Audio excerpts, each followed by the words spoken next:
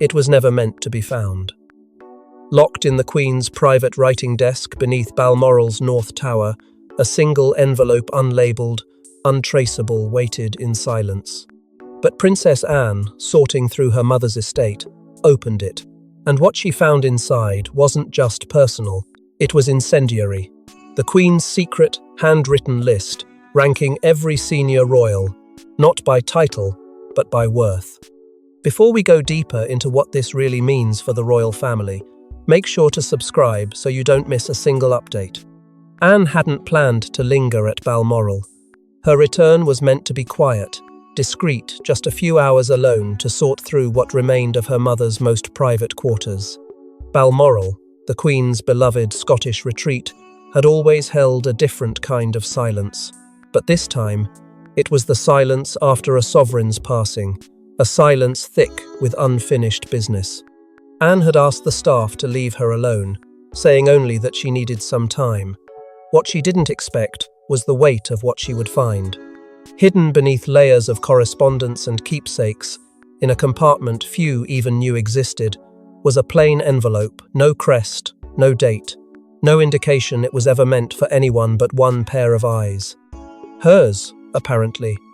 Or was it ever meant to be found at all? She opened it with the curiosity of a daughter and the caution of a soldier. The handwriting was unmistakable. Her mother's.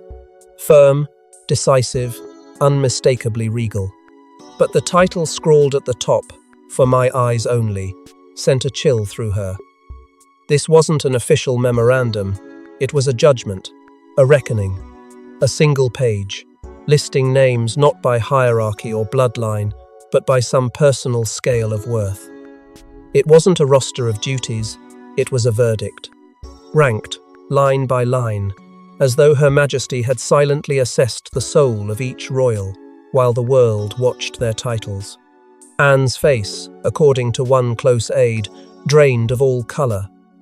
She was described as motionless for several long minutes, letter in hand, eyes locked in disbelief. And then she moved abruptly. She turned the key in the door and locked the study from inside, leaving staff to murmur nervously outside for over an hour.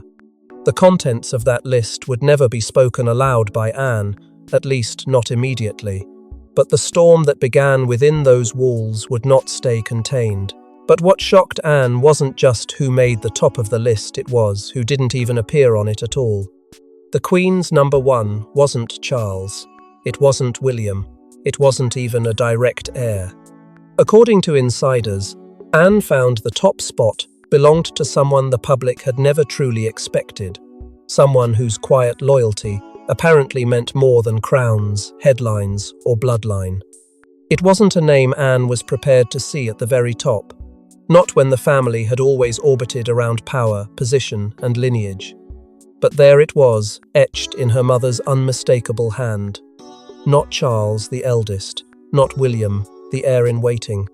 The Queen's highest praise, her silent crowning, had gone to Lady Louise Windsor, the youngest granddaughter of the monarch. Soft-spoken, mostly invisible, often overlooked by press and public alike. And yet, it was Louise who the Queen had honoured above all others.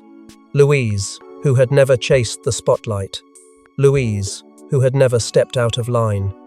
The Queen, in a brief note scribbled beside the name, had written just 5 words that pierced like a blade through tradition. Discretion, dignity, and grace. Unmatched. For Anne, it was a moment that rewrote everything she thought she knew about her mother's inner world. Emotions surged, layered and complex. Pride in Louise, who she had quietly championed.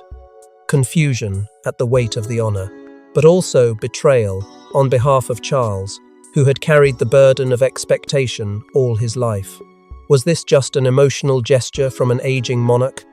Or was it a final act of defiance against the royal machinery? Was it symbolic succession, a passing of the moral crown, not the constitutional one? And if so, what did it say about the future the Queen envisioned? Suddenly, past events took on a sharper, more calculated shape. Louise's private visit to Balmoral the year before the Queen's death, once dismissed as a sentimental stop, now felt like a covert rite of passage, She had stayed longer than expected, met alone with the Queen, refused press involvement, and when she returned to Windsor, she remained as silent as ever. But now, with this letter in Anne's hands, the silence echoed differently. It wasn't withdrawal, it was poise. It was the same quiet strength the Queen had once carried. In her early years, a mirror of herself. In a granddaughter, no one had been watching. What haunted Anne most wasn't just the praise. It was the possibility that her mother had spent the final years quietly preparing Louise for something deeper, a role that existed beyond ceremony, a burden handed not by Parliament, but by pen and trust.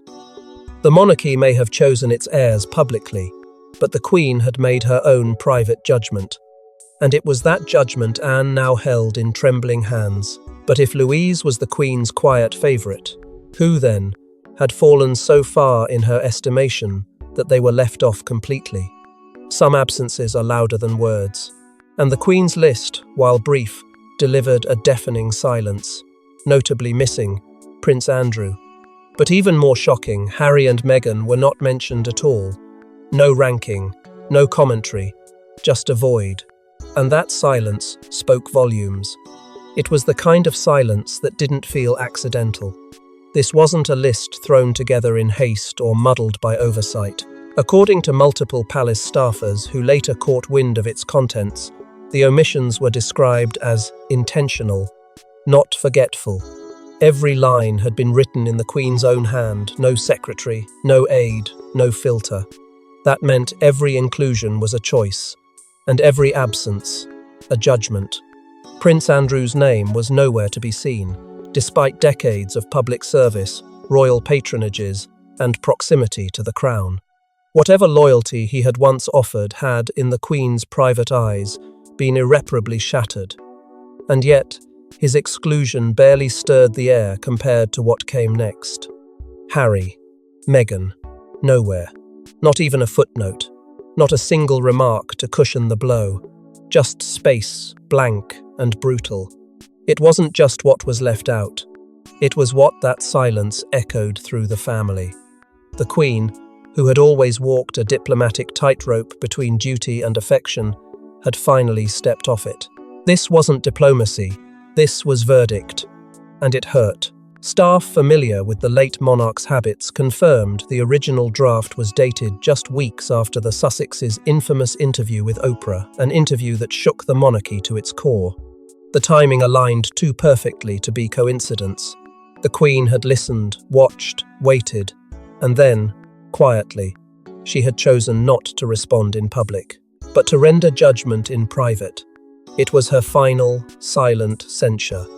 Anne's reaction, insiders later revealed, was anything but composed. She reportedly stormed from the study, crossed into the Queen's drawing room, and in a rare, unguarded moment, threw her gloves across the furniture with enough force to rattle a vase. One staff member overheard her muttering, not with confusion but with fury. This was her verdict, final and cruel. For Anne, who had upheld her mother's image through scandals, funerals and coronations, the list represented a ruthlessness she wasn't prepared to face. The omissions weren't just strategic, they were personal. And if even blood didn't guarantee acknowledgement, then the rules had changed more drastically than any of them had realized. But the most personal betrayal on the list wasn't about who was missing, it was Anne's own position, buried lower than she ever imagined. She was the workhorse, the steady one, the uncomplaining, unwavering shadow who kept the monarchy moving behind the scenes. But Princess Anne's name wasn't second, it wasn't third, it was fifth, behind even Camilla. For a woman who had sacrificed nearly every shred of personal comfort for the institution, who had weathered scandals, absorbed the strain of duty, and never once courted applause, being placed so low on her mother's personal list wasn't just a disappointment, it was a wound. Fifth, not even on the royal ladder, but on her mother's private scale of worth. The Queen had written a note beside Anne's name, a single line, devoid of warmth, formidable but cold. That phrase, so clinical, so stripped of sentiment, cut deeper than any public slight ever had. It didn't matter that Anne had clocked more engagements than anyone else for decades. It didn't matter that she had been the invisible scaffolding behind the monarchy's image during its most fragile years. What mattered, apparently, was perception, and perhaps something far more personal. Ranked above her were names Anne never would have challenged William and Catherine naturally as heirs. Even Louise she could accept with enough reflection. But Camilla? To see Camilla placed higher was not just unexpected, it was a direct affront. A signal that whatever private reservations the Queen may have once harboured had long since been buried.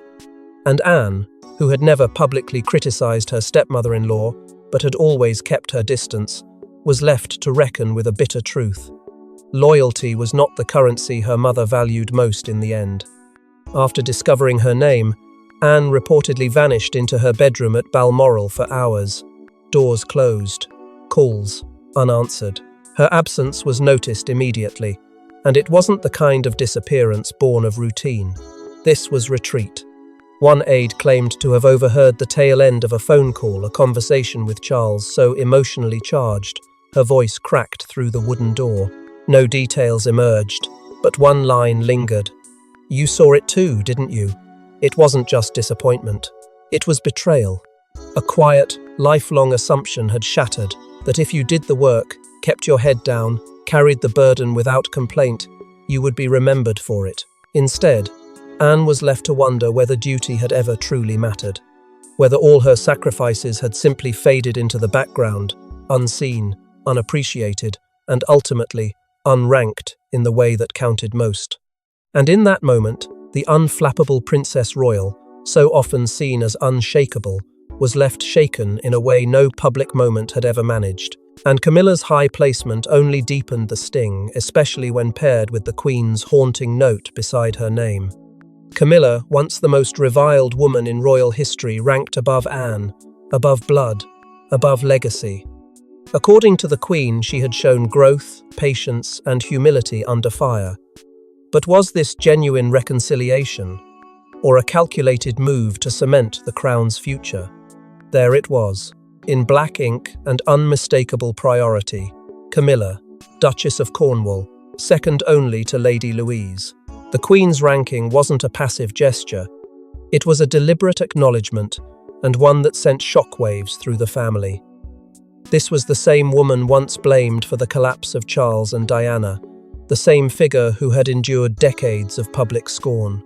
But now, at the twilight of the Queen's life, Camilla had been elevated, not just accepted, but praised. Growth, patience, and humility under fire. That single line beside her name felt like more than admiration. It felt like exoneration, a final cleansing of the past. And yet, those within palace walls whispered competing truths. Some believed this was a heartfelt act of closure, a queen making peace with the most turbulent chapter of her reign. Rumours circulated that Elizabeth had long carried private regrets about how Camilla had been treated, both by the institution and by her own judgment. That this list, this handwritten roll call of legacy, was her way of setting it right. A quiet absolution only a sovereign could give.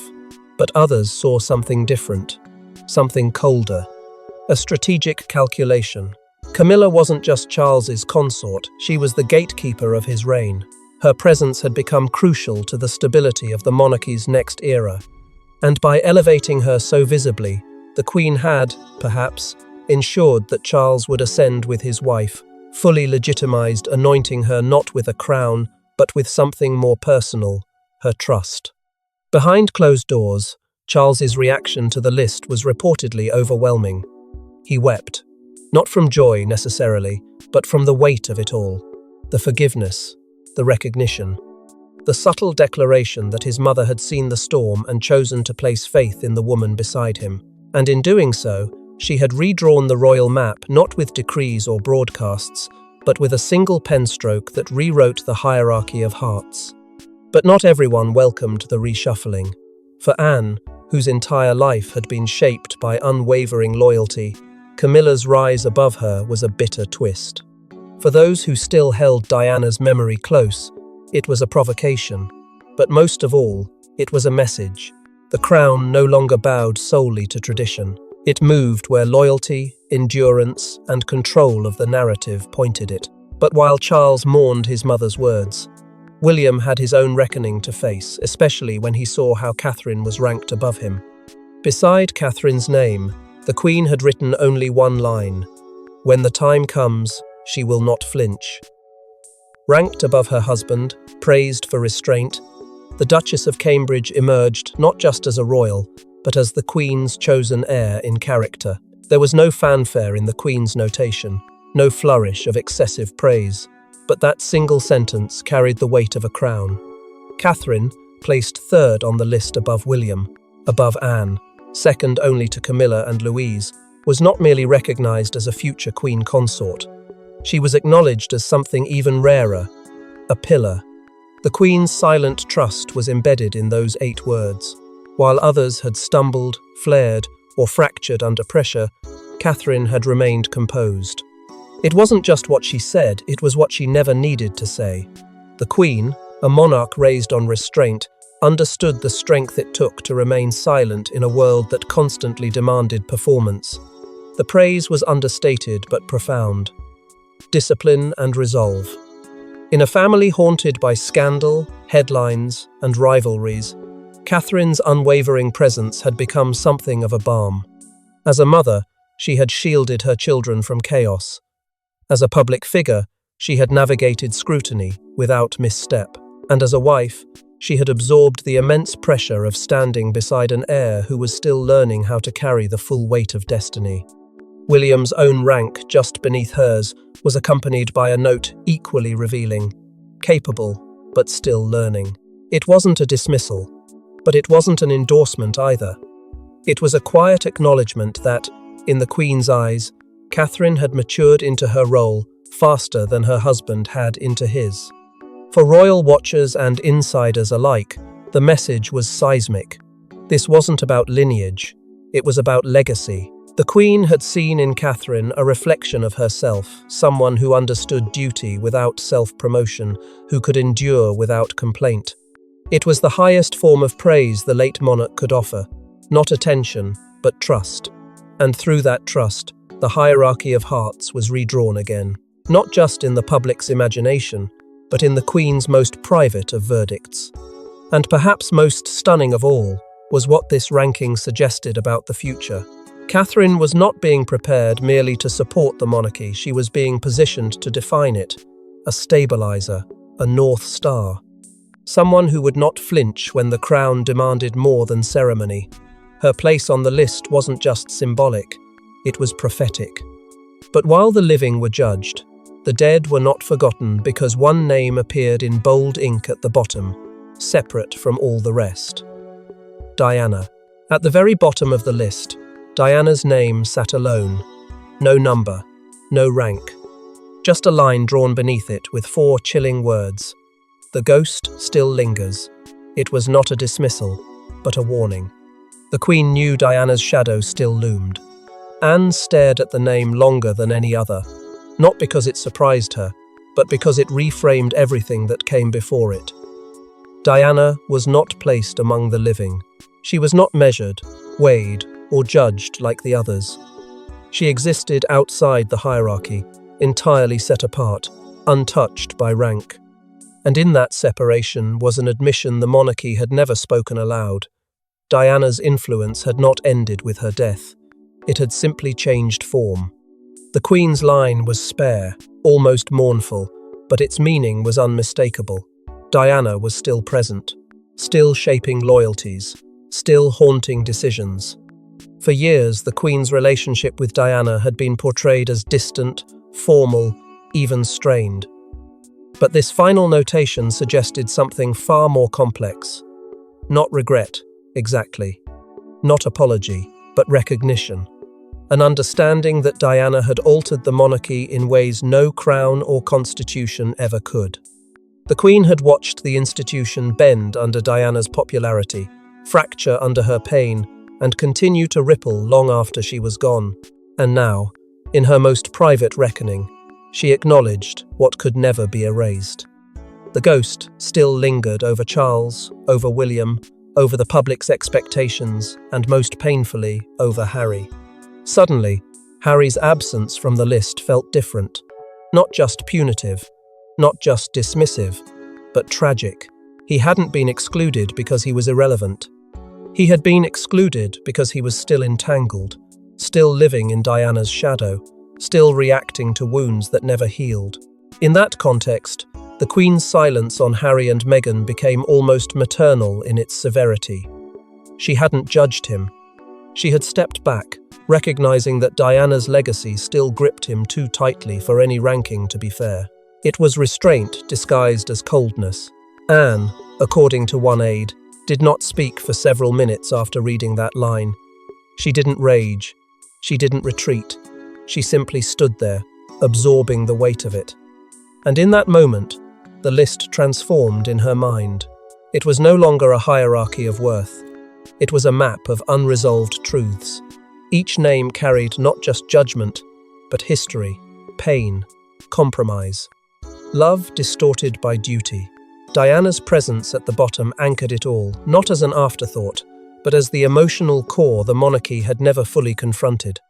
Anne later confided that this was the moment she understood her mother's intent. The list wasn't meant to be shared.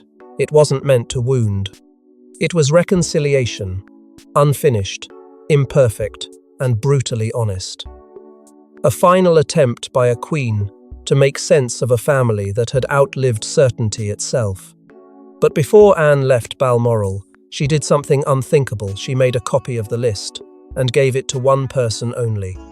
One envelope, one train ride, one journalist who had no idea she was about to receive the most explosive royal document in decades. Anne didn't trust the palace, but she trusted the truth, and she made sure it wouldn't die with her. The decision wasn't made lightly. Anne had always been the vault of the monarchy, the one who absorbed everything, spoke little, and moved forward without indulgence. But something about that list had cracked a long-held boundary within her. Maybe it was the omission of loyalty. Maybe it was the Queen's ghostly acknowledgement of Diana. Or maybe it was the realization that history, left in royal hands, would never tell the whole truth. Whatever it was, Anne acted alone. No aides, no family, no trail. Just a phone call to an investigative reporter known for exposing establishment secrets, and an untraceable rendezvous aboard a near-empty train slicing through the Scottish countryside. She wore no disguise. She needed none. The journalist didn't recognize her until she stood, slipped the sealed envelope into a leather satchel, and said 5 quiet words. "You'll know when to use it." No explanation. No farewell, just a royal seal and a decision that would shake the monarchy to its core. The envelope remained unopened for months. The journalist, bound by instinct and perhaps fear, kept it hidden as if it contained a weapon, and in a way, it did. Because when the Queen's anniversary approached, a moment meant for solemn reflection and curated nostalgia, the journalist opened it, and then the world did too. The article exploded online like a long-dormant volcano. The Queen's private list, a monarchy rewritten. Names, rankings, annotations, absences. Diana. The list had it all. It was at once deeply personal and politically volatile. Within hours, Buckingham Palace issued the coldest of responses. "We do not comment on alleged private correspondence." But the damage had already been done. Social media ignited with debate. Some praised the Queen's raw honesty, her willingness to confront the legacy she was leaving behind. Others condemned the revelation as manipulative, even cruel, an act of posthumous control that destabilized everything the monarchy had worked to protect. Street protests didn't erupt, but households were split. Television specials aired across networks. Royal experts scrambled to reframe timelines and personal relationships. Trust eroded, support surged. Every name on the list was re-evaluated in a new, brutal light. And still, Anne remained silent. She never claimed responsibility. She never denied it either. But those closest to her said she had changed, lighter in some ways, unburdened. She had done what no other royal dared. She ensured the people saw the monarchy as it truly was, not just in robes and rituals, but in flaws and favoritism. And in the storm that followed, only one question remained.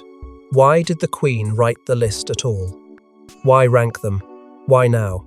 Some say it was a warning, others believe it was a final gift, an honest reflection of what the Queen had seen behind palace walls. But to Anne, one thing was clear. This wasn't a list of titles, it was a list of truths. The summer before her passing, the Queen spent what many now believe were her final days of clarity in Balmoral, not surrounded by courtiers or shrouded in royal protocol, but alone with her memories. As whispers of illness circled, she began writing. Not memoirs, not decrees, a list, unofficial, unrequested, and deeply private. To some it might have seemed cruel, to others unnecessary, but to the Queen it was urgent. She had watched her family fracture, watched her legacy bend beneath media storms, betrayals, and shallow ceremonies. She wanted, perhaps needed, to document what she truly thought, not about their titles, but about their character. This list, later found by Anne, was not meant for publication. It wasn't political, it was personal. An attempt to reconcile memory with history, love with loyalty.